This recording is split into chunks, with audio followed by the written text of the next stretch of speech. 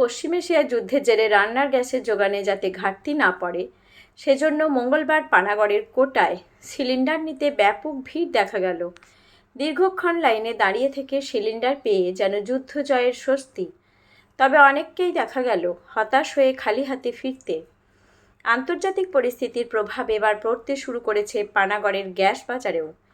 মঙ্গলবার সকাল থেকেই কাউন্টার খোলার অনেক আগে থেকেই সিলিন্ডার সংগ্রহ করতে অফিসে আসেন গ্রাহকরা। পানাগড় ছাড়াও মানকড়, বুদবুদ সহ অন্যান্য এলাকা থেকেও গ্রাহকরা ভিড় করেন। পানাগড়ের ওই অফিস সূত্রে জানা যায়, গ্যাসের গাড়ি কম আসার জন্য যোগানে সমস্যা হচ্ছে। সোমবার গাড়ি এসেছিল, তাতে 342টি সিলিন্ডার ছিল। সকাল থেকেই অফিসে লাইন থাকায় কাউন্টারেই সব বিক্রি হয়ে যায়। ফলে দূরের গ্রাহকদের জন্য গাড়ি বাইরে পাঠানো যাচ্ছে না। তবে নিয়মিত গ্যাসের গাড়ি এলে এই সমস্যা থাকবে না।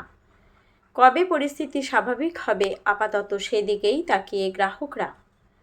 পানাগড় থেকে নিজস্ব প্রতিনিধি রিপোর্ট, সুখবর টিভি।